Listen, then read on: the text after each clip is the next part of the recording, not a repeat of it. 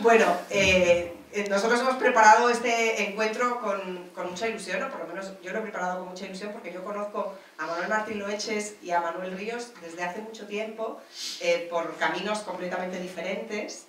Manuel Ríos es director de televisión, guionista y escritor, y yo he colaborado con él en algunas ficciones, he aprendido muchísimo de cómo es capaz de estructurar un drama y pensar en los personajes y pensar en las emociones.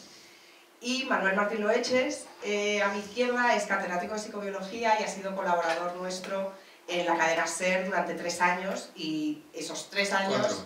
4 años, perdón. Los números no son lo mío. Durante 4 años, todas las semanas, Manuel y yo preparábamos un guión juntos, y entonces he aprendido muchísimo de psicobiología con él.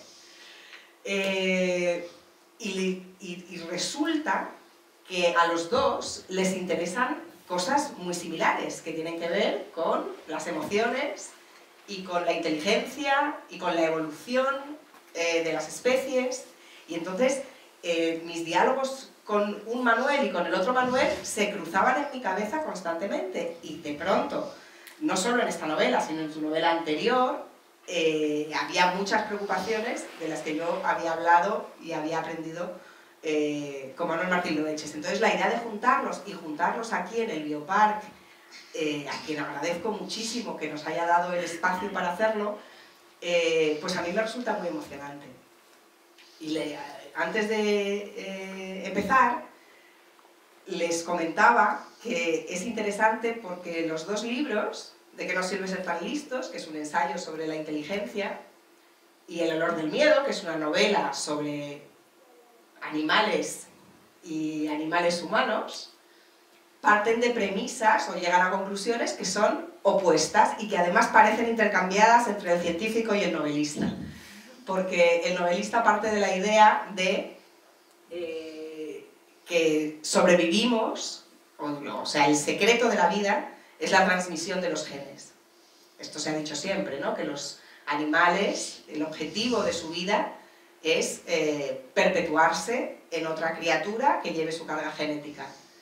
Y en cambio Manuel, en este ensayo, llega a la conclusión, o parte de la idea, de que el secreto de una vida alegre y feliz es el conocimiento. Es decir, el secreto está en las emociones. No está en una carga genética externa a nosotros, sino que realmente hay una verdad que en otra época hubiéramos llamado espiritual. Entonces, me gustaría empezar por Manuel Ríos y preguntarle, ¿realmente la transmisión genética es la clave de la vida de todas las especies? ¡Wow! ¿Para ti? Qué pregunta. Bueno, hay una cosa que sí que me gustaría decir que hay que separar, y es a veces la opinión de los personajes de una novela y lo que sucede en una novela con la opinión del autor, que a veces siempre hay que diferenciar. Puede ser muy interesante una determinada postura para un personaje que no tiene por qué ser la que defiende al autor. Evidentemente. Dice Juan Luis Arzuaga que no quedará restos de tu vida biológica si no transmites tus genes, ¿no? Eso es una frase, más o menos es algo así, ¿no?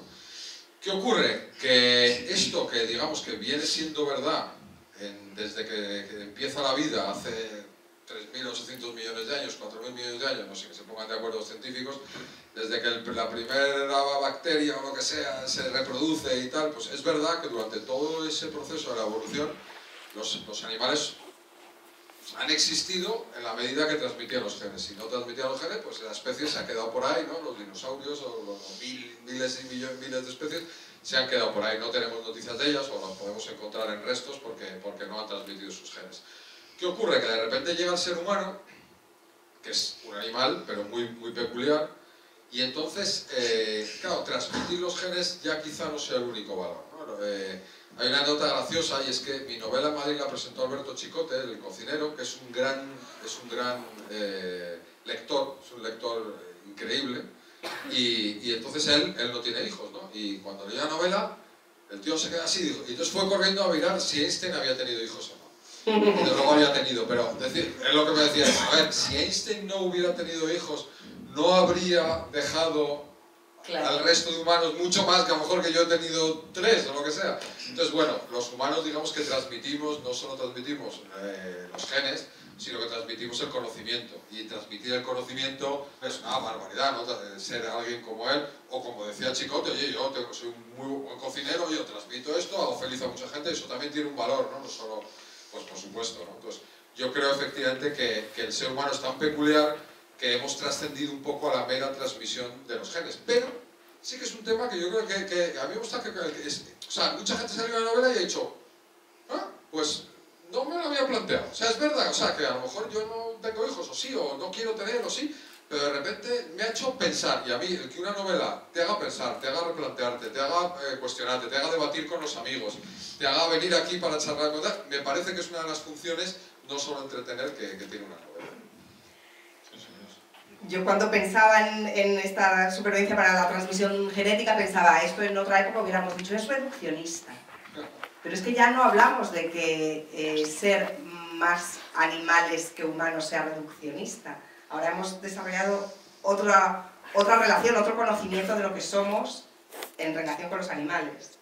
Sí, ahora estamos más integrados. O sea, ahora queda más claro que somos animales. Es algo que empezó con Darwin hace ya 100 y pico de años, y que cada vez, pero en aquel entonces no estaba tan claro, aún así seguía habiendo diferencias y aún así seguimos pensando mucha gente que somos unos animales diferentes, que tenemos muchas diferencias con respecto a otros animales, ¿no? Que somos unos animales especiales, y no lo somos, ni estamos, bueno, seguro que estáis aquí lo sabéis, ni estamos en lo más alto de la jerarquía, ni somos la especie elegida, ni somos una especie especial, salvo en el hecho de que es verdad que somos muy inteligentes y esto acarrea y lleva muchas cosas, ¿no?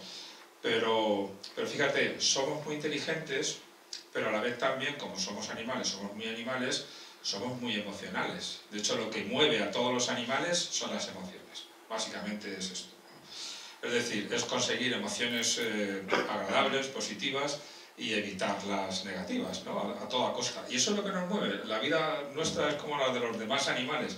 Queremos sentir placer y queremos evitar el dolor. Es lo que hay. Lo único que, eso sí, en el ser humano quizás haya algunas peculiaridades. Toda especie es peculiar, ¿no? Evidentemente. Y el hecho de que la especie humana sea tan hipersocial, ¿no?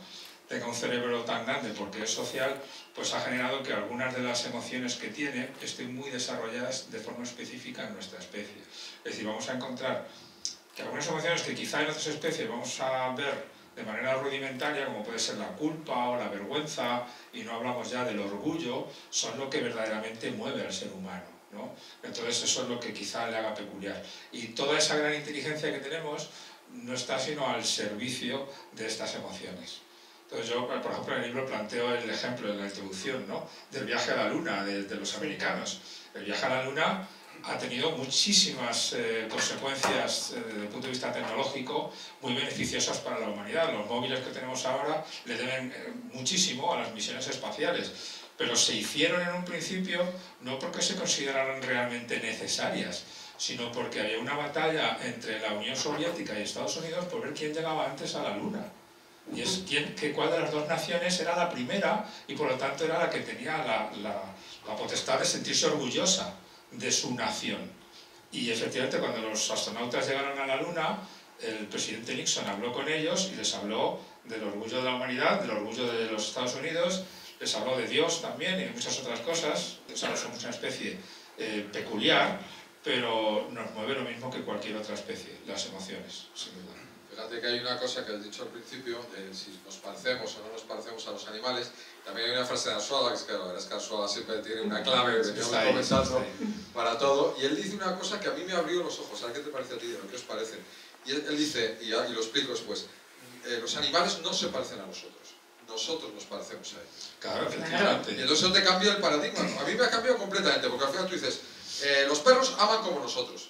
Y a mí eso siempre se me ha quedado flojo. Y digo, hombre, no, nosotros vamos a first dates, luego invitamos a cenar. Vamos a decir, no, yo no veo un perro, no ama como nosotros. Ahora, si lo hacemos al revés, y tú ves a los perros y ves cómo los gozan y ves cómo cuidan a las crías y ves a la chimpancé que acarrea a su cría muerta, no sé si la habéis visto, que está aquí, y si ves una serie de comportamientos y tú dices, eso sí lo tenemos los humanos. O sea, ellos tienen algo que nosotros hemos desarrollado de una manera peculiar por nuestra inteligencia, pero que eso que está en nosotros ya hay una base que está en ellos, ¿no? Ese apego que tienen los animales, que luego se transforma en un amor más complejo, pero que a la vez dices, si ves un niño de 2 años, es ese amor también, o sea, es ese amor que a lo mejor incluso puede ser más puro, ese amor-apego, porque dices, claro, un niño de 2 años todavía no tiene desarrollado todo el concepto de ir a First Date, pero sí que tiene ese apego. El concepto de ir a First Date. Claro, pero hay un punto donde a partir de los 2, 3, 4 años ya se va como complicando el amor, ¿no? Y se va haciendo específicamente humano, y es un amor mucho más complejo, como todos vivimos en el día a día. Pero está el germen ya, lo vemos ahí. ¿No? Fíjate, eso es un buen ejemplo. Me viene a la cabeza el fenómeno de la consciencia. Que hay mucha gente que sigue pensando que la conciencia es un fenómeno exclusivamente humano. Yo, de hecho, he estado en charlas donde hablaba de la consciencia en otros animales y es que se me escandalizaba a la gente. ¿Cómo es posible que diga usted eso? La consciencia es lo más superior del ser humano, es lo que nos hace diferentes. Y bueno, algunos de ellos como que es lo que nos conecta con el cosmos y una serie de cosas. Pero claro, es que la conciencia existe y se sospecha que existe incluso en algunos peces, ¿vale? Y de ahí hasta acá. Es decir, estamos, como decía Eva, dando la vuelta al punto de vista. Si quieres pensar que otros no tienen conciencia, como otros no tienen amor, me lo tienes que demostrar. Es decir, lo primero, lo básico, por defecto, es que tienen conciencia, como nosotros. No tenemos por qué negársela. Si se la quieres negar, tienes que esforzarte en demostrarme que no la tienen. Porque lo natural es que si la tenemos nosotros, también la tienen los animales. Es como con las personas. ¿Cómo sé yo que Manuel y Eva tienen conciencia? Porque son personas, se parecen a mí y yo tengo conciencia, igual que vosotros.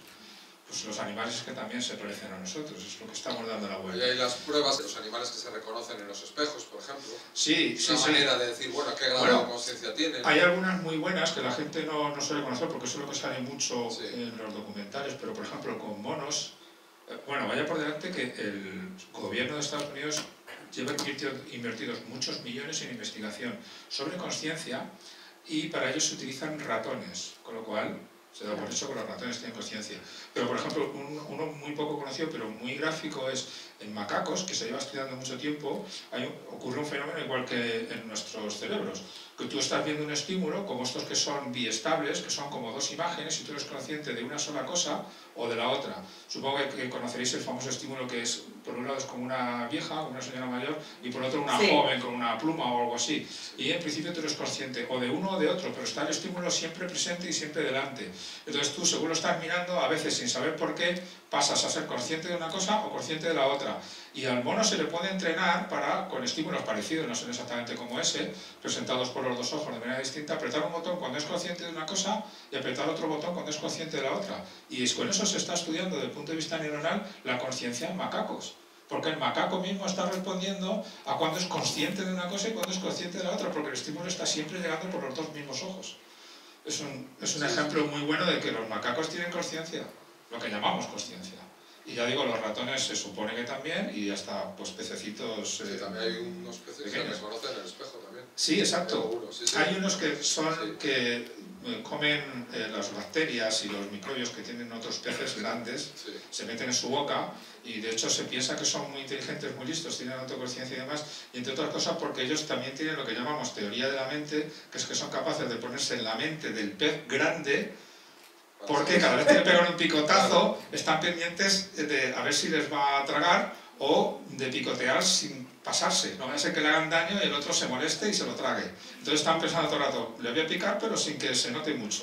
O sea que en ese sentido están muy mentalizados. Es que realmente habla de lo fuerte que pueden llegar a ser los prejuicios y las ideas preconcebidas, el hecho de que las personas llevemos conviviendo con animales toda la historia de la humanidad, y los que tengamos mascotas en casa y los que tengamos relaciones con animales, evidentemente los animales son como nosotros. O sea, hace falta conocerlos muy poco para darse cuenta de que por supuesto que tienen sentimientos y pensamientos muy afines a los nuestros. Totalmente. O sea, quiero decir que esa ceguera que había antes de no quererlo ver es realmente llamativo y habla de un defecto del pensamiento humano, no del pensamiento animal, ¿no? un sesgo fuerte. Es como un egocentrismo. Fíjate que incluso se les ha negado, y todavía lo niega mucha gente, a los neandertales. Sí. Tener capacidades cognitivas, de lenguaje, o conscientes como las nuestras. Hay como un ellos y nosotros. Nosotros somos algo totalmente distinto a todo el reino animal, incluyendo a los neandertales, que en fin, eran seres humanos como nosotros, vamos, prácticamente iguales. Otra cosa, que es un debate también complicado, es si esa igualdad nos lleva a tener la igualdad de derechos, tal, yo ahí ya no lo tengo tan claro. Claro, bueno, pero... Me hace bien respetar la naturaleza y tal, pero ya hay un punto también de igualdad de derechos que yo creo que no. Bueno, todo hay que decir.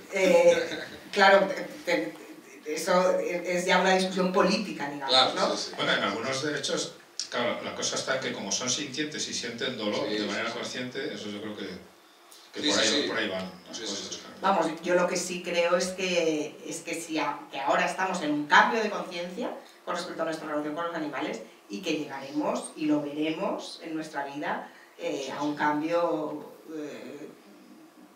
en fin, que estamos al principio de un camino. Esa es la sensación que tengo. Pero sí que os quería preguntar por una cosa, luego volvemos, pero en esta deriva que está tomando la conversación, me gustaría preguntaros por lo de cómo proyectamos las emociones humanas sobre los animales, ¿no? Cómo se nos acusa muchas veces, sobre todo a la gente que tenemos mascota, de que estamos antropomorfizando a los animales, ¿no? Y nos dicen, pero que... Y es evidente que a veces les obligamos a hacer lo peor de los humanos, ¿no? Como cuando les celebramos los cumpleaños, ¿no? Y las chorradas, ¿no?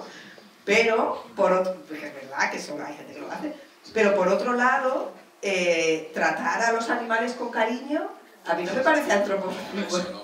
Pero es verdad, yo le contaba, veníamos en el tren juntos y le contaba quizá el mayor agresión que he tenido yo en redes en mi vida.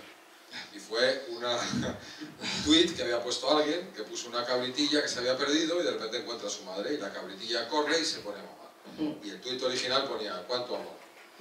Y yo contesté, ¿cuánta hambre? O sea, ¿sabéis lo que fue? O sea, tuve 300.000 personas deseándome la muerte. Yo digo, bueno, pues ahí yo creo que nos pasamos un poco. Tampoco dije que me iba a comer la cabritilla, o sea que yo digo, si me van a decir eso ya me matan. Pero dije, ¿cuánta hambre? Que además me salió solo. Entonces, además fue muy gracioso porque hubo reacciones, pero no tan violentas. Y me acosté. Y me levanté por la mañana y tenía 300.000 de gente deseándome la muerte, tú no eres humano, y yo decía, ¿pero qué he dicho?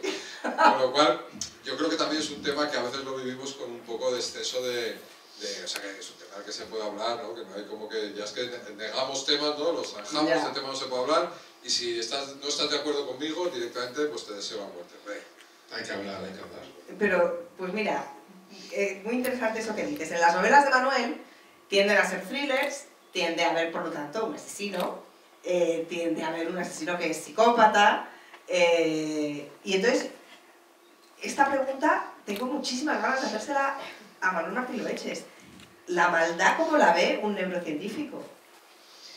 Bueno, la maldad está... está... en el libro algo de dónde claro. reside la maldad, que me gusta muchísimo. Sí, forma parte de lo que es el ser humano, como forma parte de cualquier ser vivo, básicamente, es decir... hay muchas cosas que decir sobre la maldad en el ser humano. Por un lado es muy curioso, muy contradictorio, que cuando uno es malo, o muy cruel, se dice que no es humano, ¿no? Que no muestra humanidad, ¿no? Cuando precisamente la crueldad, reflexiona sobre si la crueldad es específicamente humana, que parece que sí. Es decir, muchos animales son agresivos, bueno, pues... se puede decir que son malos si quieres, pero no con ese nivel de crueldad, con ese disfrute por el sufrimiento de otro que muestran los seres humanos. Y en ese sentido hay algunos autores que piensan que quizá esa crueldad, ese disfrute por ver sufrir a otros seres humanos, puede tener que ver con algo que en los seres humanos destaca mucho, quizá también en otros primates, ¿no? Por ser seres muy sociales, que es la gran diferencia entre ellos y nosotros. Es verdad que somos muy inteligentes, que somos muy emocionales y que la inteligencia está al servicio de las emociones, pero hay algo más en el ser humano que es precisamente eso, que tenemos una división muy tajante entre lo que son los enemigos y lo que somos nosotros, los que son de otro grupo y los que son de nuestro grupo. Y en eso es ahí donde debió de nacer esa crueldad. ¿Por qué? Como una forma, quizás, ya digo, lo que reflexiono, de protegerse contra otro factor que en el ser humano no es exclusivo nuestro, pero está muy desarrollado, que es la empatía. Si tú tienes que matar a un enemigo, ¿cómo lo vas a hacer si sufres cuando ves a alguien sufrir, ¿no? Entonces, la crueldad debió de venir por el hecho de que en algunas ocasiones es conveniente matar, y para eso te tienes que convertir en un ser cruel. Esa es la cuestión. Como te dejes llevar por los instintos más humanos, tipo de empatía, pues no lo harías nunca. Y eso al final pues lleva a lo que se ve en los seres humanos, que estamos como muy polarizados entre grupos, ¿no? Y sin embargo dentro del grupo somos muy empáticos, muy protectores, muy defensores de cualquier cosa, de cualquier idea propia del grupo, y ahí están las dos cosas, la maldad que comentabas, la crueldad, y la bondad, la empatía. Crueldad con los demás, disfrutar por el mal ajeno, pero de los otros, y disfrutar por el bien de la gente de mi propio grupo, ¿no? Con los que yo... Tú fíjate que hay casos documentados, contaba yo creo Jane Goodall, de guerras, auténticas guerras entre chimpancés que han durado varios años, y que una de las cosas que hace el grupo vencedor es canibalizar a las crías del grupo que ha perdido. Y eso es crueldad, yo creo. O sea, ahí estamos, igual que estamos cerca de cosas de amor, ahí anda cerca. O sea, hay algo ahí, hay un atisbo. ¿Tú crees que disfrutan? ¿Tú crees que...? Bueno, puede ser. No se puede sabe. ser. Hay un atisbo. No lo podemos Dices, saber. si lo hacen, hay un atisbo. O sea, no, es primitivo, pero hay algo. De hecho, estos son teorías, ¿no? Pero bueno, esto lo contaba José María Bermúdez de Castro, uno de los directores de Atapuerca.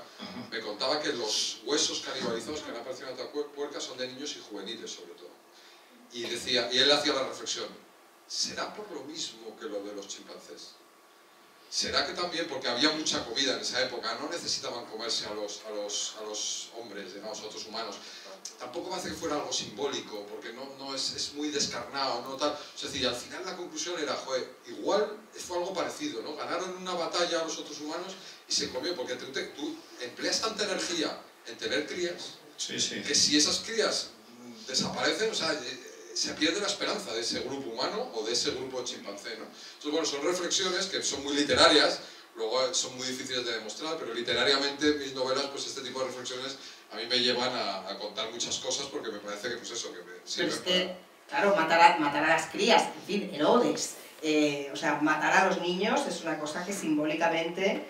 Vamos, es que si sentimos empatía por los demás, imagínate por los críos, ¿no? Pero luego está el ejemplo este que he leído, ya no me acuerdo cuál de los dos libros, creo que el tuyo, el de las cebras. No, eso es lo contó yo. ¿Lo contabas tú? Eso es unas imágenes impresionantes. A mí me gusta mucho ver esos pequeños atisbos de maldad de crueldad en los animales, como esos gatos que matan y que no se comen lo que matan, y que juegan o dejan que se escape y vuelven a cogerlos. Esos atisbos de crueldad que tienen a veces los gatos. Hay un vídeo que es impresionante, que está lo cuento en mis hilos el hilo que más gente lo han visto 2 millones de personas, que es una cebra que coge una cría, la lleva al río y la ahoga. Y digo, ostras, es que sabe que si la mete debajo del agua, hay algo ahí, tiene una intuición que se acerca a la crueldad. O sea, es decir, que evidentemente es un macho, que lo que quiere es que la hembra se ponga en celo, entonces mata a la cría para que la hembra se ponga en celo. Pero claro, como un león lo mata muy fácil a la cría, le pega un mordisco y lo mata. Pero claro, la cebra no es un depredador, no sabe matar. Entonces, como hay otros vídeos que muerden y tal, pero claro, el otro se escapa porque tiene unos dientes, pero no hace presa.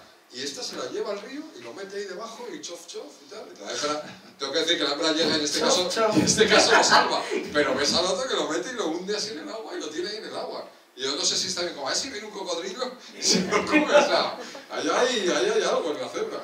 Pero habrá crueldad, claro. Puede ser. Hay algo, o sea, hay atismos. un atisbo, eso es un atisbo. A mí eso me gusta, me parece que es literario. Sí. No podemos saber nunca qué sentía la cebra, pero literariamente hay algo ahí que a mí me gusta. Me gusta. Sí, Me interesa. A mí, parece que estamos de acuerdo entonces que la inteligencia de las especies es una cuestión de grado, no de naturaleza, ¿no? De tamaño del cerebro, a mayor tamaño relativo, mayor inteligencia, pero claro, llega un momento que el Homo sapiens inventa el lenguaje, o el lenguaje aparece y se convierte en una especie simbólica. ¿Somos la única especie simbólica? ¿Esto es así? Hay más. No, de hecho, a mí lo de la descripción de la especie humana como especie simbólica nunca me ha gustado. Dentro de lo que es la paleoantropología, pues yo trabajo con el equipo de Juan Luis Arzuaga, vamos, es su centro de investigación y llevo metido en esto de la paleoantropología, pues llevo ya 20 años y he ido a congresos y he escrito artículos y capítulos de libro y demás sobre arqueología cognitiva y demás. Yo lo de la mente simbólica, no, como psicólogo, es mi formación original, no lo admito, nunca jamás pensaría que realmente la mente humana se puede definir como una mente simbólica, sin embargo, en la paleoantropología se le considera así. Y afortunadamente esto lo llevo batallando hace unos años y veo que va habiendo eco dentro de la arqueología y ya muchos arqueólogos se plantean que cuando se quiere decir que la mente humana es una mente simbólica, no queda claro qué es lo que se quiere decir. Hay que ir a la psicología para ver qué es eso de la mente y es que no queda claro muy bien. Y efectivamente ellos mismos se están dando cuenta de que es un término contradictorio, muy mal definido, muy poco definido. ¿Qué es una mente simbólica? Una mente que trabaja con símbolos, una mente que hace arte, una mente que hace cosas no útiles como el arte, por ejemplo, o cosas así, ¿no? O filosofía. Bueno, la filosofía es muy útil, es un mal ejemplo.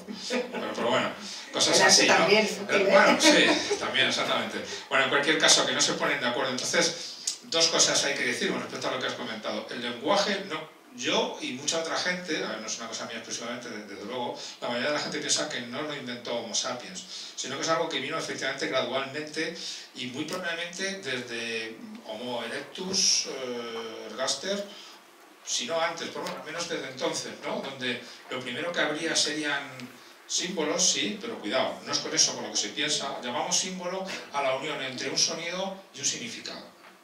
Sonido de palabra y lo que significa esa palabra. Con lo que pensamos realmente no es con estos símbolos, pensamos realmente con los significados. ¿Vale? Lo que va unido a los significados son sonidos con los que yo transmito esa información a otra gente o con los que yo pienso cuando pienso. ¿Vale?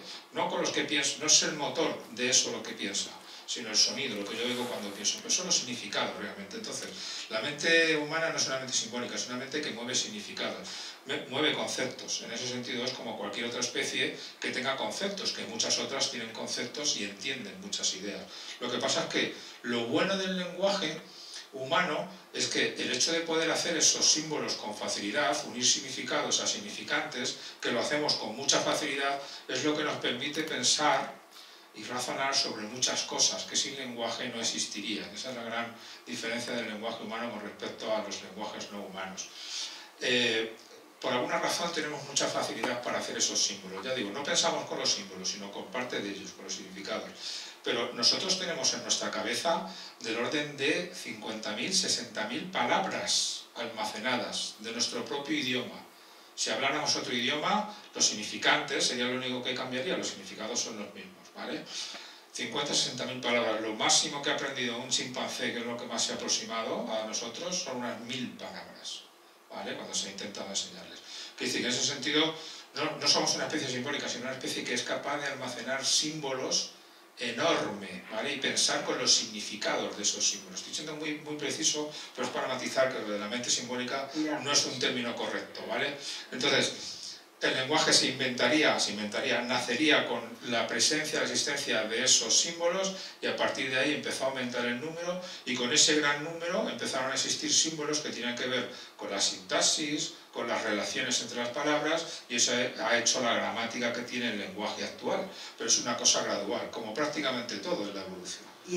A mí hay una cosa que en eso a mí me gusta decir, no sé si es muy correcto, tú dirás que para mí la diferencia es lo que yo llamo el diálogo interior.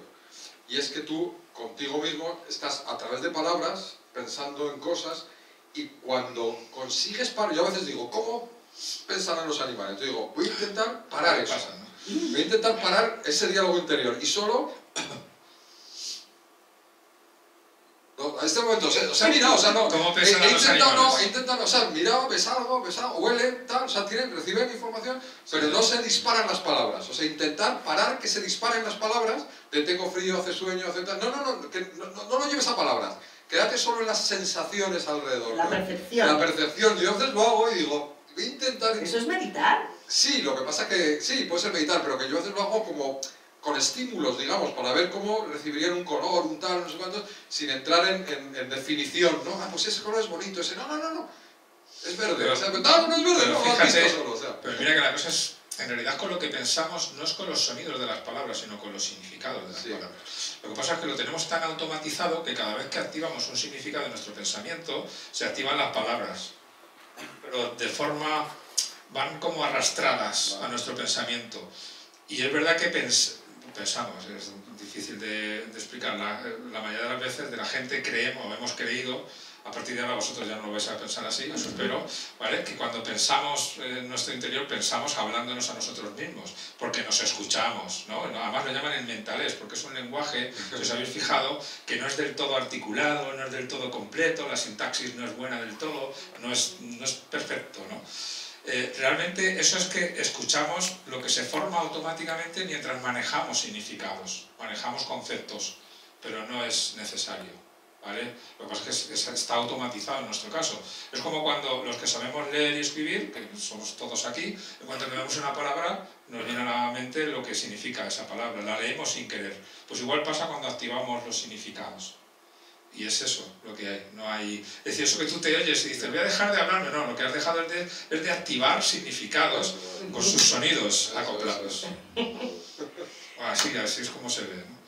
¿Y por qué hemos evolucionado así? ¿Es un azar? O sea, siempre hemos pensado cuando nos enseñaban la evolución que, bueno, pues que esta pata se desarrolló así porque le venía mejor para comer esta nuez y tal, ¿no? Pero las palabras, o sea, el lenguaje nos resultó útil, los que no aprendieron a hablar se fueron muriendo. Ser tan sociales resultó útil, ¿no? Claro, pero ¿por qué nosotros, o sea, tenéis alguna respuesta por qué nosotros hemos evolucionado así y otras especies no?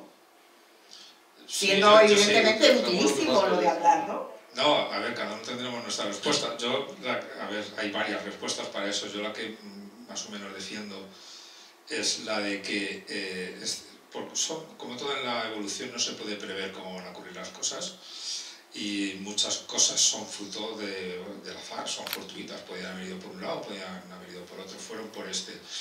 Lo que ocurrió, según parece, es que hubo un momento, especialmente ya con Homo erectus, que prácticamente es el ser humano actual con el pistoletazo de carrera para llegar a lo que somos hoy, tenía la cabeza mucho más pequeña, pero ya el cuerpo era muy parecido al nuestro. Lo que ocurrió en aquel entonces es que ya el ser humano ya era bastante capaz de obtener recursos del medio, con cierta facilidad. Tenía unas herramientas, tenía una capacidad seguramente de cazar o de carroñar, como han dicho, mucho tiempo, pero sí de obtener recursos del medio con eficacia. También de defenderse de los depredadores. No había una gran presión evolutiva de fenómenos o sí, de situaciones externas a lo que es el propio grupo, como dice Manuel. Lo social fue entonces lo que empezó a presionar. Aquel que era capaz de obtener más recursos de los demás y que era capaz de defender sus propios recursos, dejaba más descendencia. ¿Y cómo es eso de obtener más recursos de los demás? Pues muy fácil, lo digo un ejemplo muy actual, pero que tendría sus rudimentos en aquel entonces. Aquel que es capaz de engañar a los demás y de no ser engañado, aquel que es capaz de convencer y persuadir a los demás y no ser persuadido, o al menos sospechar que te pueden estar persuadiendo de algo que no es conveniente para ti, es el que dejaba más descendencia. Y así poco a poco hemos llegado al día de hoy. Y eso ha ido haciendo incrementar el volumen de los cerebros, porque eso necesitaba mucha corteza cerebral de asociación, que es lo que más ha crecido en nuestro cerebro, para poder estar atento a esas situaciones ocultas, ¿no? Para eso hay que tener mucha corteza cerebral. Y probablemente también de ahí nació el lenguaje. Hay algunos autores, como Chris Fried, por ejemplo, y muchos otros, pero este es un buen neurocientífico muy reconocido, que dijo que el lenguaje surgió porque tenía una gran utilidad, que es con él podemos engañar a las personas. E incluso, lo dice él también, nos podemos engañar a nosotros mismos y conseguir mucho de nosotros. Y eso es algo también bastante cotidiano muchas veces. Engañar en un sentido no lo veamos muy estricto, pero sí decirnos las cosas de una manera pues, o más dulcificada o con una versión que a lo mejor de las varias que hay posibles, pues una que nos conviene. Entonces por ahí podría surgir el lenguaje y de luego es la socialización, como dice Manuel. Y también parece que ha habido otros elementos, como en su momento el consumo de carne, que también dicen y la comida caliente.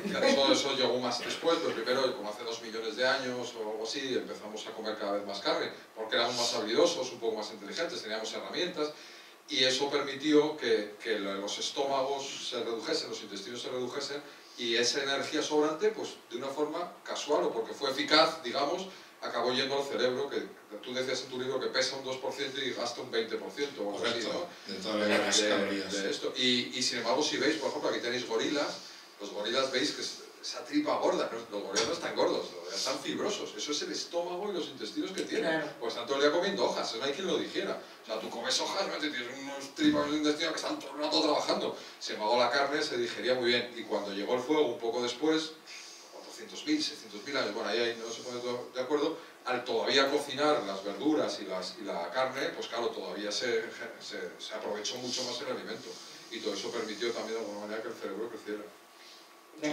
Me hace gracia esto que has contado de del engaño y la mentira, pero claro, tus novelas están llenas de gente que engaña y miente, porque es imprescindible sí, para... Es mejor que engañes un poco. Es imprescindible para la trama.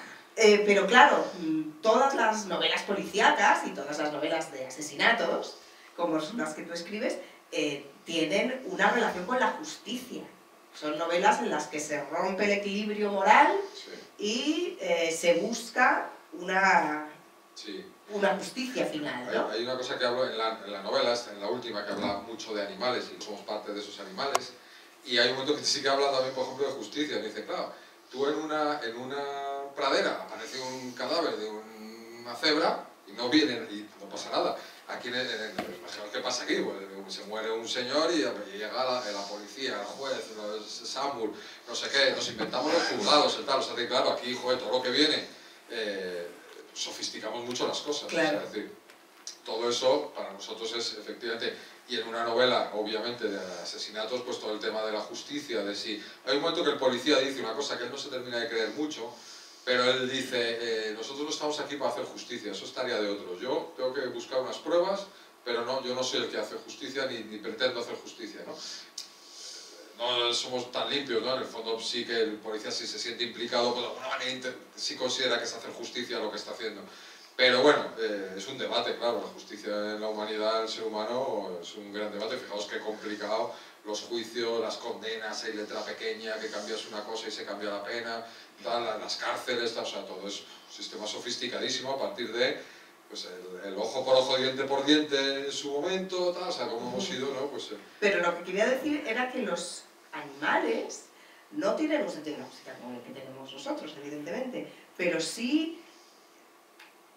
Vamos, mi perro sabe cuando se le ha castigado injustamente. Bueno, el ejemplo más claro es ese de los animales que les dan dos boles y entonces en uno, hay solo uno, se lo comen y en otro hay 37.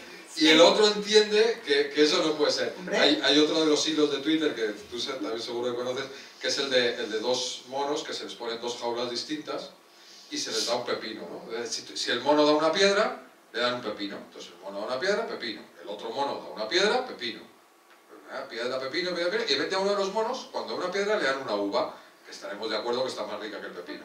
Y el otro, que lo ve, rápidamente da la piedra. Y le vuelven a dar un pepino. Y el tío se queda como... O sea, lo ves y dice, esto que me han dado aquí. Y entonces al otro le vuelven a dar una uva. Y a él le vuelven a dar un pepino. Entonces la segunda vez, coge el pepino, hace así como... Y se lo tira a la cara al tipo que le da el pepino. O sea, es decir, ¿cómo vas a decir que no entienden la justicia? O sea, lo entienden perfectamente, que han sido justos. Imaginaros nosotros, el ser humano, cuando te pagan un sueldo que no, que tal, que... O sea, si es que ya ese macaco, no me acuerdo que era no era un macaco, ya tiene clarísimo que con él están siendo injustos. Que se han otro dando una uva por lo de la piedra, a él le tiene que dar una uva. Correcto, exactamente. Y eso... O sea, ¿eso es un sentido de la justicia o...? Sí, yo lo ¿Sí, veo, no? sí, ¿por qué no? O sea, una vez más, si quieres ver que eso no es algo parecido a nuestra justicia, demuéstramelo, pero argumentamelo. No digas, no, como son animales, no son humanos, no tienen nada parecido a los humanos. A mí me contaba Guillermo Bustelo de Reinfeldt, que él había hecho este experimento, y decía que cuando, si es familiar, si es su hijo, se enfada menos. Claro, o sea, si eso pasa, o sea, nepotismo, sí, eso, cuando te sientes es alguien a quien quieres, pues entonces te dan la uva y dices, bueno, le dan la uva, pero es a mi hijo y no me importa tanto. Pero hay otra cosa que no sé por qué me ha venido a la cabeza, una cosa maravillosa, una prueba hecha con elefantes. También se hace con chimpancés y con monos. Y es que se coloca comida y entonces tienen que tirar de dos cuerdas a la vez. Si tiran de las dos cuerdas a la vez, la comida se acerca. Si tiran de una, depende del experimento, a veces solo lo coge uno o tal. Y entonces ahí, lo mejor para mí, 2 elefantes que hicieron una cosa que yo no haría. Digo, estos cabrones son más listos que yo. O sea, llegan y entonces los 2 tienen que tirar para coger la comida. Si uno no tira, la cuerda se va. Entonces, cuando lo aprenden, dejan salir primero un elefante. Entonces, llegan y lo que hace es pisar su cuerda, para que solo tirando el otro se acerque la comida. A mí no se me había ocurrido, lo juro que a mí no se me había ocurrido. O sea, el tío llega y hace la pata, ¡pah! Pisa la cuerda, y entonces la cuerda ya no se va. Y entonces cuando tira, solo hace el ejercicio el otro, pero la comida se acerca para los 2. Digo, eso es un nivel. Son muy sorprendentes los animales con su grado de inteligencia, de cooperación, en este caso.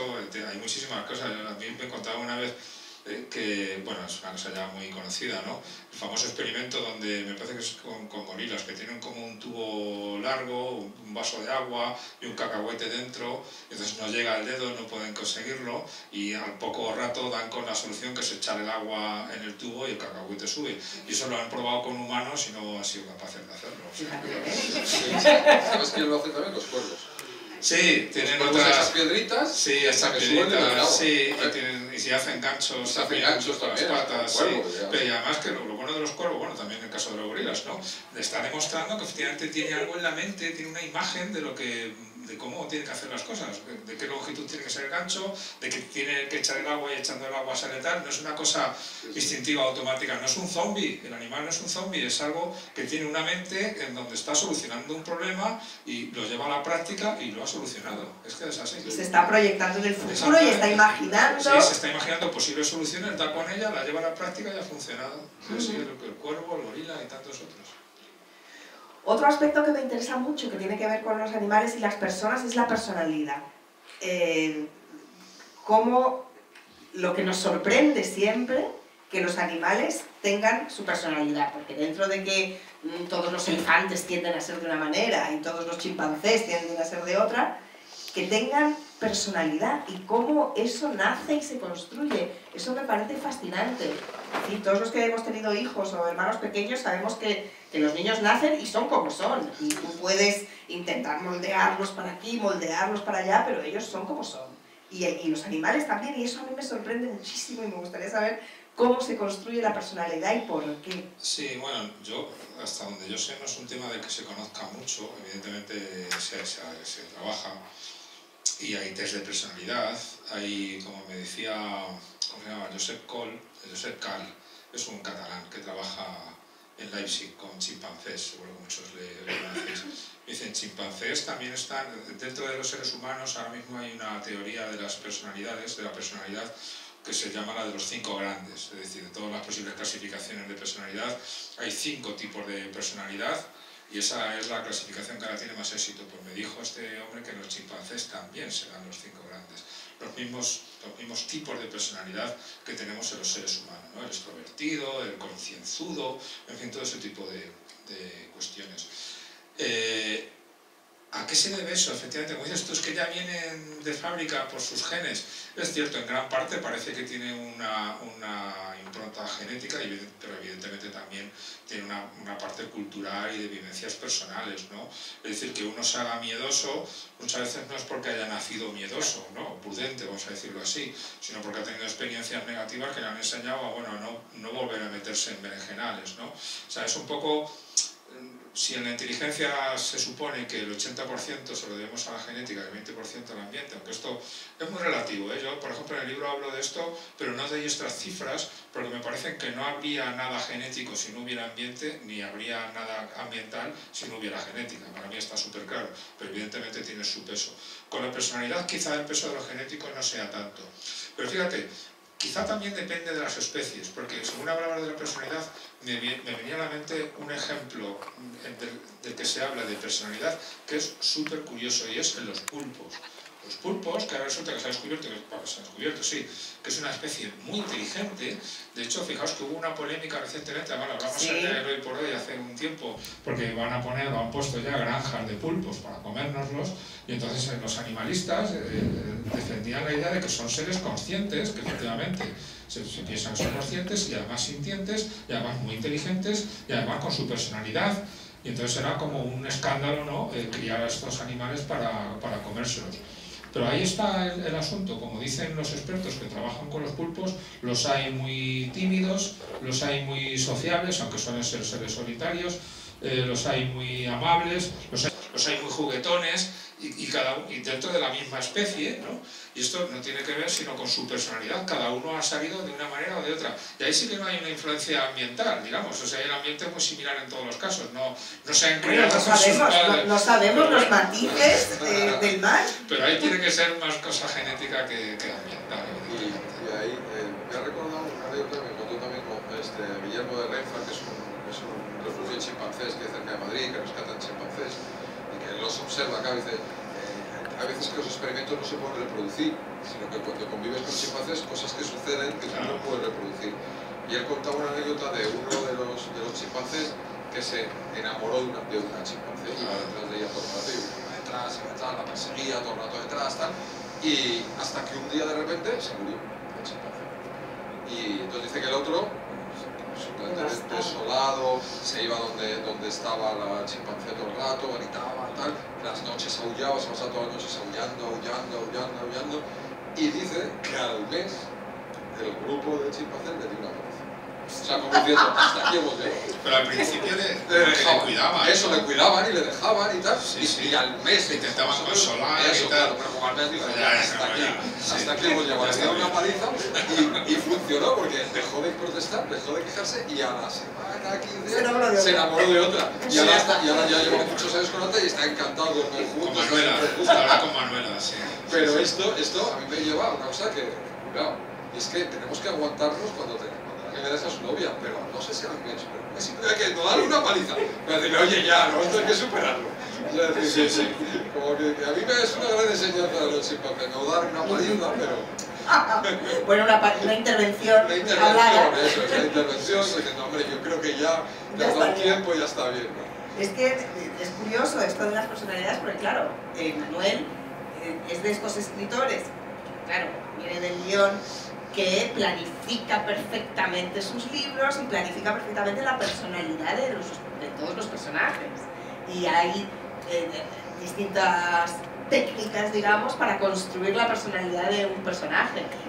Y te planteas siempre por qué es así, de dónde viene, cómo hacen los actores, ¿no? También, sí. que se hacen una backstory. Los actores trabajan mucho con el enneagrama. Sí. Muchísimo. Nosotros a veces también, los guionistas. El enneagrama son 9 tipos de personalidad que luego se va sofisticando. Si profundizas, pues luego se van cruzando y al final es bastante más complicado que 9 tipos de personalidad. Pero los actores lo usan muchísimo. O sea, ellos cuando leen un personaje intentan ponerlo en uno de esos, del número del 1 al 9, y a partir de ahí eso les ayuda a trabajar una serie de cosas y tal. Y eso como guionistas a veces también lo hacemos. A veces no, a veces es una intuición, es un personaje tal. Pero a veces sí que tenemos en cuenta este tipo de clasificaciones. También hay una clasificación de una americana, no recuerdo cómo se llama, que también tiene 9 tipos de personalidades y te pone ejemplos de películas. Tal personaje de tal película le importa el éxito. Este se mueve, o sea, ¿por qué se mueven los personajes? No, se mueve por el éxito, se mueve por el reconocimiento social, se mueve por desafío a la autoridad, se mueve por grandes hitos, por la justicia, se mueve por ¿no? Entonces, bueno, con todo eso pues es algo interesante, porque yo efectivamente me planifico mucho las novelas. Hay escritores que se pueden escribir la página 1 y van hasta el final. Yo no, yo sí que planifico mucho, me preparo mucho, pongo post-it con escenas en pizarras y tengo un esquema muy claro cuando empiezo. Otra cosa es que yo a veces, antes contaba esto y decía, no, yo pienso todo tal, y un día dije, voy a volver a ver los post-it. Entonces volví a los post-it que los guardaba, y entonces me di cuenta que luego en la escritura sí había cambiado más de lo que me parecía. Claro. Pero ya tienes algo que te funciona, tienes un mínimo, esto me funciona. Luego ya hay que intentar que te funcione cada cosa, entonces al que te funcione cada cosa pues te obliga a ir cambiando, y al cambiar algo te va cambiando al resto. Pero sí que no empiezo si no está muy claro. Eso cuando dicen, no, empiezo la página en blanco, yo es que no tengo página en blanco porque tengo todo esto antes, entonces ya no hay página en blanco, ya sé de lo que tiene que pasar, entonces ya puedes estar más inspirado o menos, pero no es como, ¿para qué pasa? No, ya sé lo que pasa. Y no tienen miedo al post-it en blanco. No, son amarillos, son de colores. Pero es interesante porque son formas de aproximación al conocimiento, ¿no? Y entonces, digamos, cuando el Ríos parte del conocimiento hacia la ficción, que Manuel Martín Loeches ha tenido que hacer el camino inverso, que es partir a ver, el camino inverso no, pero sí que ha tenido que hacer un esfuerzo de divulgación, ¿no? Y en eso se aprende mucho también, yo creo. Sí, y nunca acabas de aprender, porque mira que llevo años, yo considero que yo soy profesor en la universidad y mis alumnos son de primero y además les tengo que enseñar, muchos de ellos están estudiando pedagogía o magisterio, yo estoy en una facultad de educación, aunque mi departamento es de psicología, pero mi docencia está en esta facultad. Y la mayoría de los alumnos vienen de letras, vienen sin haber visto lo que es una célula desde hace mucho tiempo, para nada lo que son los genes, el sistema nervioso, todo eso de la biología les resulta muy áspero, vamos, les resulta una monstruosidad para que nos entendamos. Entonces llego allí el primer día y les explico de qué vamos a hablar y se asustan, o ya parece que les gusta. Pero uno cree que llevo 20 y tantos años enseñando a gente psicobiología, ¿no? A gente con ese nivel y siempre piensas que ya sabes divulgar porque transmites un conocimiento que es complejo, el potencial de acción, ¿no? Yo qué sé, los potenciales posinápticos, los iones, en fin, ese tipo de cosas, ¿no? Que se asustan, ¿no? Y para ellos, en fin, no voy a entrar en ello, pero dice, bueno, pues yo ya sé divulgar, pues si sé enseñar a esta gente, al final acaban aprendiendo, pues ya es fácil, y de eso nada. Me he encontrado muchísimas veces que te pones a escribir o a contar o a responder a un periodista, ¿no? ¿Cómo es esto y tal? Y lo cuentas y te miran con cara como diciendo, no me lo puedo explicar para que lo entienda. No es nada fácil, no, de verdad es una misión muy difícil. Entonces todos los días se aprende. En este libro tú me has ayudado mucho a que esto se entienda y nunca deja uno de aprender a divulgar. Mira que llevo años divulgando, porque además no solo dando clases, sino también apareciendo en medios de comunicación, divulgando la ciencia, la neurociencia, y nunca lo haces perfecto del todo, es muy difícil. Pero bueno, también estos temas también hay que decir que a ti también te interesan, que tu novela también, me interesa muchísimo. También trata, también tiene temas de estos que también a lo mejor sería interesante nos digas un poco tu punto de vista también, porque también tenéis ahí la novela. A mí me interesa muchísimo el cerebro y cómo sabemos las cosas.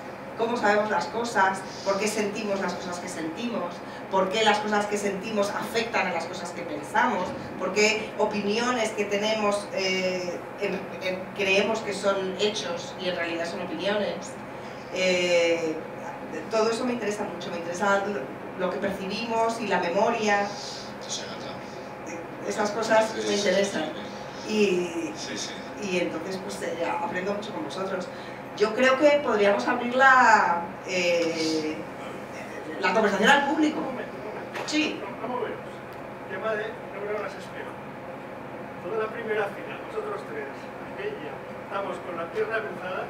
Yo no sé si eso tendrá que ver con un poco contagio, hablando de neurociencia, pero yo creo que sí. ¿Quieres que te comente algo de las neuronas espejo? Bueno, mira, como estás así voy a poner yo también. Mira, las neuronas espejo las conoce la mayoría de la gente.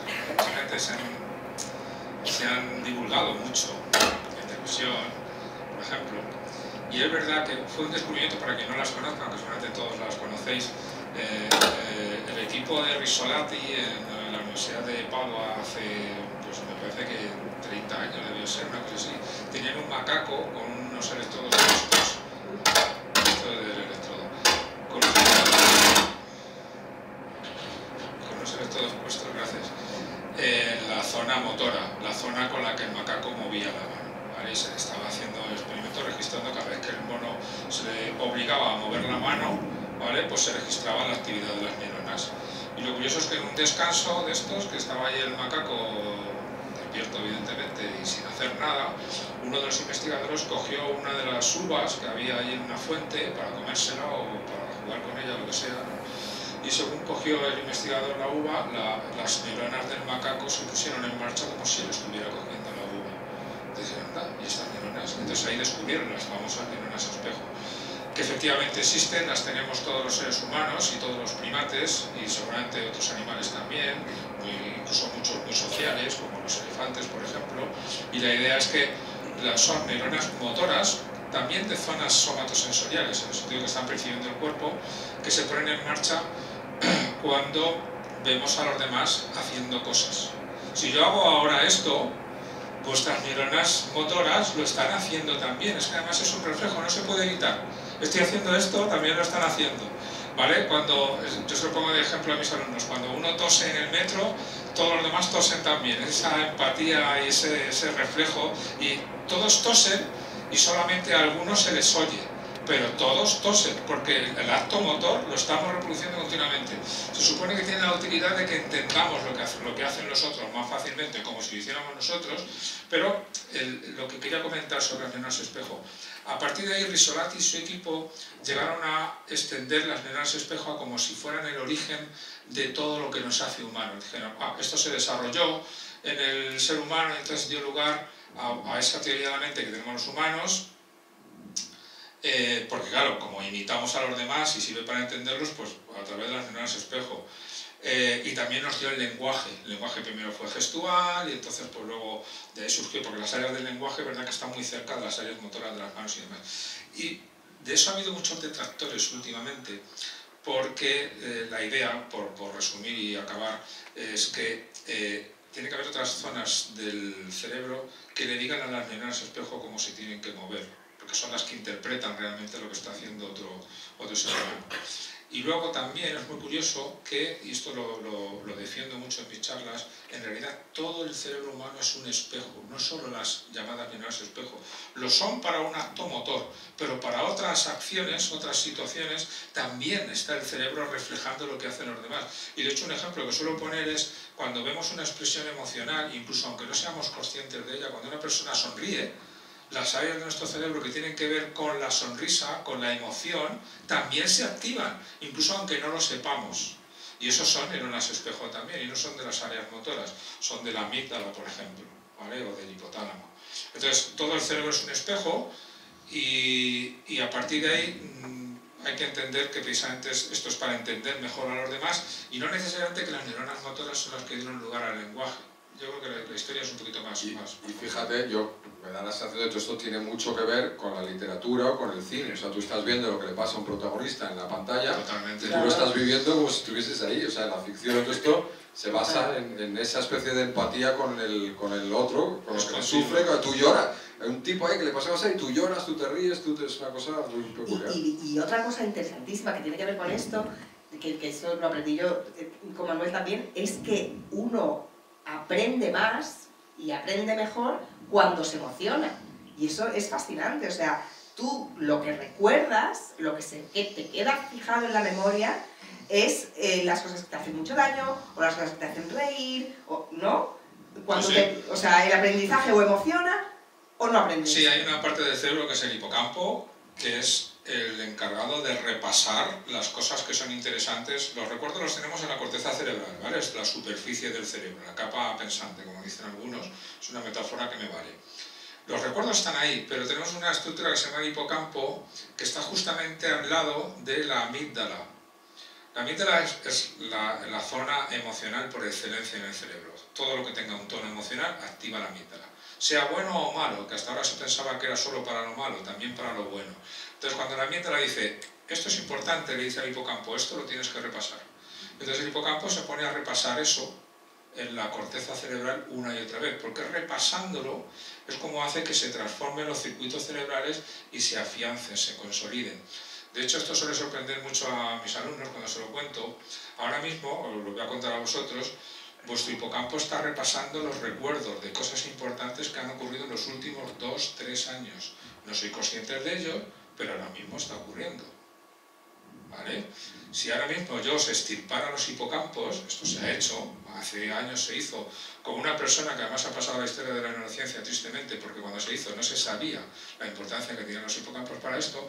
Cuando se extirparon los hipocampos a una persona, a un chaval joven de 20 y tantos años, en los años 50 creo que fue, esa persona dejó de tener recuerdos nuevos desde ese día para siempre, hasta el día que se murió a los 80 y tantos años.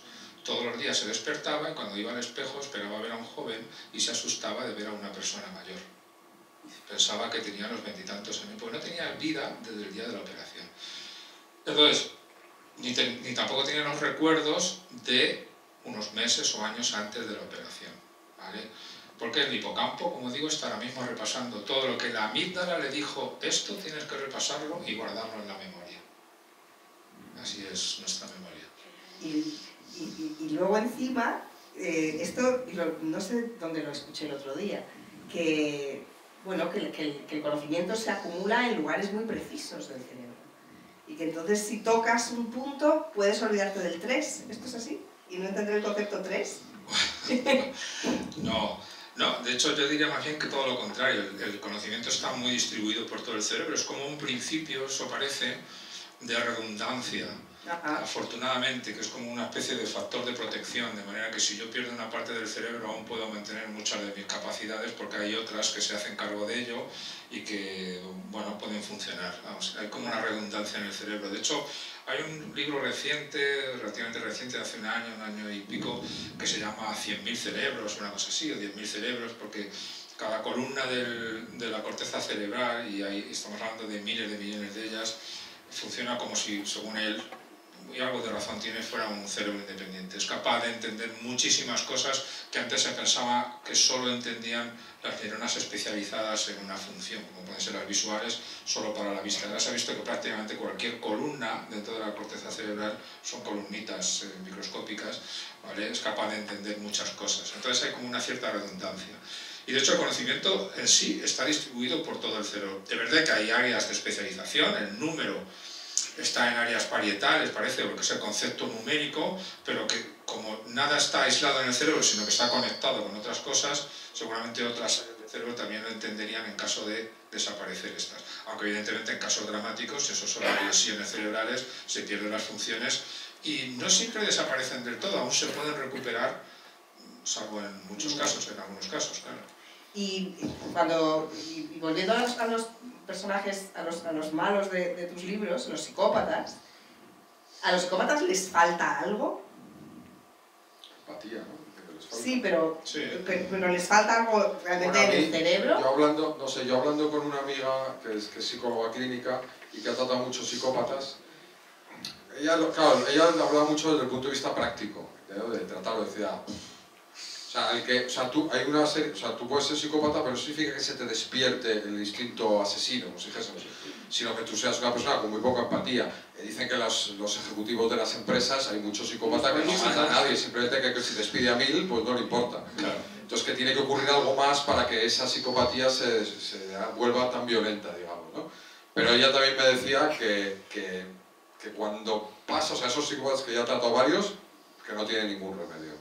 O sea, dice que al revés, que si les tratas, les das herramientas para que te engañen. Claro. O sea, dice ella decía, yo hacía todo lo posible para que se sintiesen culpables, pues decía, no conseguía nada. Decía, me miraba y uno bajito, decía, me miraba, que decía, te voy a matar, o sea, y ella decía, o sea, me va a matar, y el tío no tiene media torta, pero es que, o sea, me mira y yo pienso, entonces, no sé, yo hablo un poco del punto de vista experimental con esta amiga mía, es un poco lo demás. Sí, no, los psicópatas... Parece que hay varias, ¿no? Pero hay una zona del cerebro especialmente sensible a la empatía, que es la corteza orbitofrontal, que está encima de las cuencas de los ojos, que sobre todo es una corteza que ahí está parte del proceso de decisión de si algo está bien o algo está mal. Y esto parece que les falla mucho a los psicópatas. Efectivamente, los psicópatas no tienen empatía emocional. Es decir, sí que tienen empatía cognitiva, sí que saben que los demás sufren, sí que saben que lo que están haciendo está mal, sí que saben que esa persona la vas a afectar o la vas a hacer daño, ¿no? Pero ellos no lo sufren con ellos y eso pues... y aparte pues en algunos casos deben tener la corteza orbitofrontal dañada, en muchos casos, hasta donde yo sé, que tampoco soy un especialista en esto, pues sus experiencias personales. En muchísimos casos descubrirán que en su infancia sufrieron abusos. Eso es bastante común. Sí. Entonces les debió dejar huella en esa corteza orbitofrontal, que es la que tiene mucho que ver con el comportamiento moral y con la clasificación de los comportamientos como adecuados o no, y eso parece que no les funciona. Sí, eso me decía ella también, o un bullying muy bestia de niños, sí. O abusos sexuales. Abusos sexuales es muy que hay algo ahí que despierta, ya tienes una personalidad un poco crítica y eso te despierta algo más todavía. Sí. Ahí está.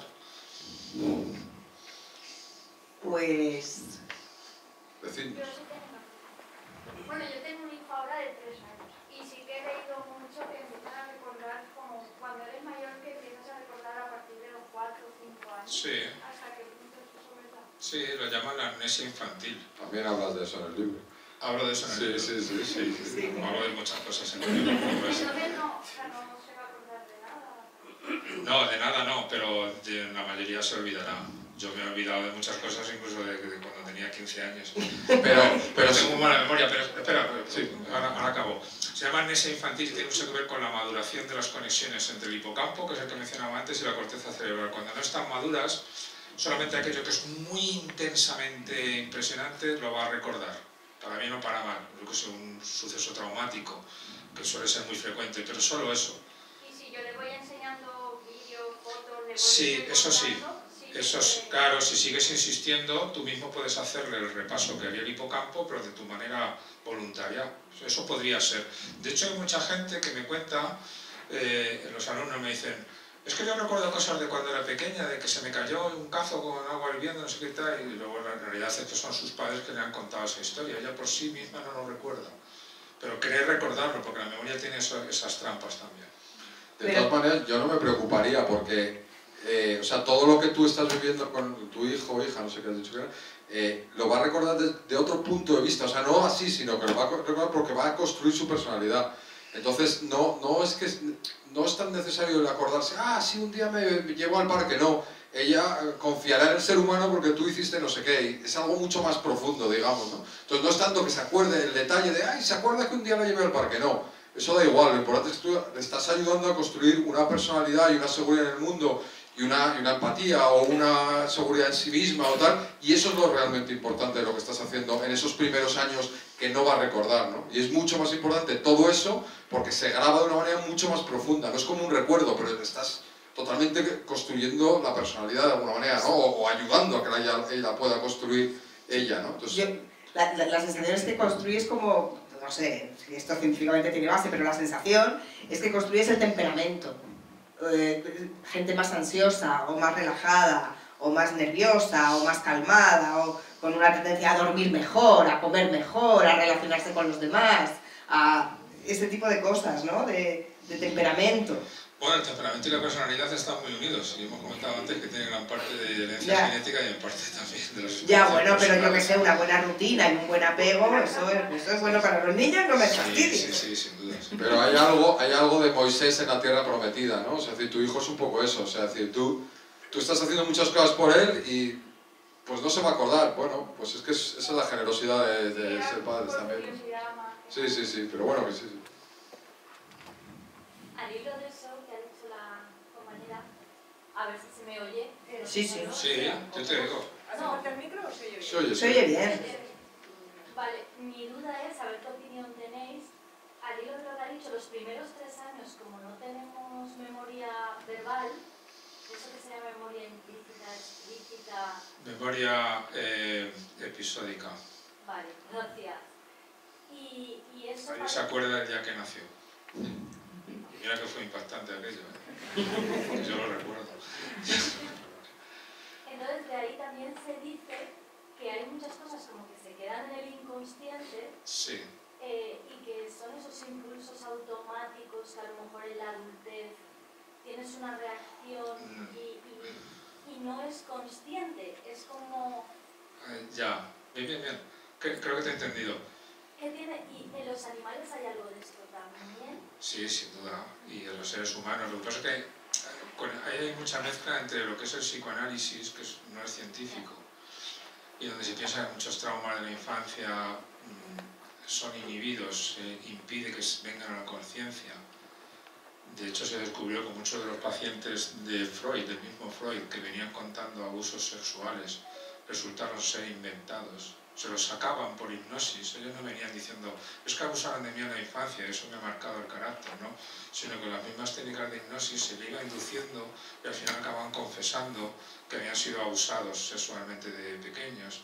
Y resulta que se acabó descubriendo que era mentira, había sido una inducción hipnótica. Pero de ahí se generó toda una teoría según la cual las vivencias traumáticas en la infancia pasan al inconsciente, a lo inconsciente, y eso determina muchas de nuestros trastornos y de nuestras situaciones de adulto. A ver, yo defiendo en el libro también, algo muy habitual hoy en la neurociencia, mucho de lo que hacemos cuando pensamos es inconsciente. Casi todo lo que hace el cerebro es inconsciente. Lo que pasa a la consciencia es muy poco y llega muy tarde. De hecho, lo que llega a la conciencia es el resultado de los procesos inconscientes de pensamiento del cerebro. ¿vale? De hecho, solo somos conscientes de apenas un 2% del trabajo que está haciendo el cerebro en cada momento. Todo lo demás está guardando recuerdos, como decíamos antes, repasando cosas, tomando decisiones, comparando cosas, etcétera, etcétera.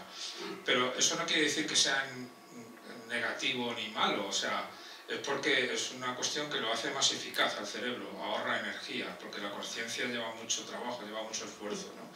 ¿Y de dónde viene toda esa maquinaria que trabajamos inconscientemente? Y esto me vale también para los animales, ¿no? Atendiendo a tu pregunta. De todas las vivencias, tanto de las que tú eres consciente ahora en este momento como de las que no. Me explico, toda tu vida, la memoria episódica donde tú recuerdas episodios concretos, pero también la memoria semántica, que es esos significados que yo os decía antes que están unidos a los significantes, eso es memoria semántica, eso es conocimiento, todo eso ha venido por tus experiencias vitales, de las cuales la gran mayoría de las veces has sido consciente, la inmensa mayoría de las veces, y eso es lo que ha forjado tu conocimiento, que es el que vas a usar para tomar decisiones, y es el que el cerebro va a usar y va a manejar en unos milisegundos y llegar a una decisión. Y lo va a hacer de manera inconsciente, pero todo ese conocimiento vino en su momento de manera consciente. Otra cosa es que tú los guardes o los impidas o por alguna circunstancia. Y yendo un poco más allá, no necesariamente los recuerdos o las situaciones que ocurrieron en los 3 primeros años, que es cuando tienes la amnesia infantil. Al contrario, la gran mayoría de las circunstancias que determinan tus decisiones son las de mucho después. No te quepa duda, las de los 3 primeros años, hombre, alguna reacción automática, tipo, yo que sé, mamando me quemé, o algo así, entonces ya tengo miedo a que, ¿no? Cada vez que bebo leche le tengo cierta aversión. Es algo que los psicólogos pueden curar, además, en cualquier momento, ¿no? En cualquier caso, ¿no? Entonces, es decir, las circunstancias de los 3 primeros años no son las que le marcan a uno en la vida necesariamente. Adelante. Sí, que parece que no hay micrófono y se os oye perfectamente. Respecto a la evolución humana, a los mitos de la evolución humana, Darwin nunca jamás dijo que el ser humano desciende del mono. Su obra, La evolución de las especies, como su nombre indica, es que cada animal en su rama evoluciona. Porque para mí el problema, a mi entender, el inicio de esa rama se ha producido por un error transgénico que, por ejemplo, los monos eran monos millones de años antes que los humanos. Un mono nunca podrá ser humano porque los monos nunca podrán hablar porque no tienen cuerdas vocales, ni tampoco zona del cerebro que controle esas cuerdas vocales. O sea que, para mí, hay mucho mito sobre la evolución. Está queriendo decir que no te crees la evolución. No. Es decir, que Darwin jamás dijo que... No, yo lo que entiendo que se refiere es que, que estos son separaciones, o sea, nosotros no venimos del mono, venimos de un antecesor común con el chimpancé, pero no venimos de un chimpancé, es un poco yo lo que entiendo que... No venimos de un mono, venimos de un homínido. Bueno, venimos de algo... Sí, de un homínido, claro, sí. No. Sí, pero antes de las 2 patas estaban las 4. Claro, eso es ya antes de una mangosta. No, a ver, Darwin, yo creo que aparte del origen de las especies, después sacó un libro que se llamaba El origen del hombre, en concreto, y ahí ya sí hablaba de eso. De hecho, yo además me lo he leído, porque no es exactamente, tiene un título más complejo, porque me parece que es el de las emociones y el origen del hombre por la selección sexual. Ahí es donde descubrió lo que es la selección sexual. En fin, es un poco complejo. Él en realidad lo que comenta en sus libros, en el origen de las especies, es los mecanismos que tiene la evolución para ir modificando las especies, en el sentido de que, bueno, aquellos que dejan más descendencia... A ver, los principios darwinianos son sobrevivir y reproducirse. Y como le digo yo a mis alumnos, el segundo es el más importante, el de reproducirse. Tú puedes sobrevivir 100 años, que como no dejas descendencia, adiós con buena fe, ¿vale?